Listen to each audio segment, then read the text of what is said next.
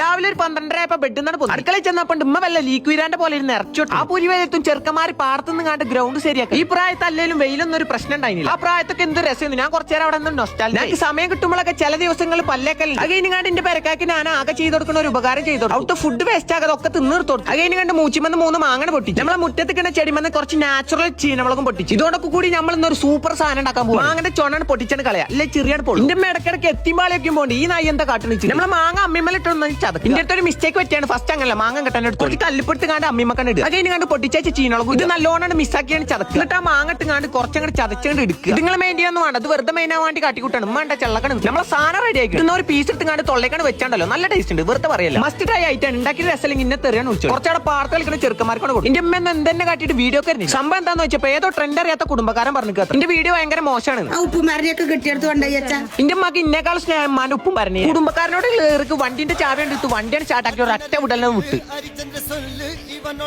ബാങ്കിൽ ചെന്ന് കണ്ട് കാർഡാണ് കുത്തിയപ്പോ ഇങ്ങനെയാണ് കാട്ടി. ഞാൻ ബാങ്കിന്റെ പ്രശ്നം വെച്ചിട്ട് അടുത്ത ബാങ്ക് കാണും. അവിടെ ചെന്നപ്പോൾ ഇതന്നെ കാട്ടി. നോക്കുമ്പോ എന്താ പൈസ ഇല്ലാണ്ടാണ്. വേറെ കാർഡ് കുത്തിയപ്പോ പൈസ 20,000 എടുത്ത് കണ്ട് ഉമ്മാന്റെ കജ്ജിലാണ് കൊണ്ടുപോയി കൊടുത്തു. നിങ്ങൾ വിചാരിക്കേണ്ടാവും കുടുംബക്കാരെ കാണാനാണ്. എന്നാ ഞാൻ സത്യം പറയാം. അതിന് വേണ്ടി തന്നെ വൈകുന്നേരമായപ്പോ ചെറുക്കന്മാരെ കളി കാണാനോ ബാക്കിലുള്ള എന്റെ വാപ്പാന്റെ വായത്തോട്ടം വാപ്പ വായ നോക്കി കണ്ടാ നടക്കണേ. നമ്മളെക്കാളും ലാഭം അതാ. ഇതാകുമ്പോ മാസം കൊലക്കുണ്ട്. ഞാനാണെങ്കിൽ മാസം തൊലക്കണു. ഹണി റോസിനെ വെല്ലാൻ പുതിയൊരു പടൻ. ബാക്കി നാളെ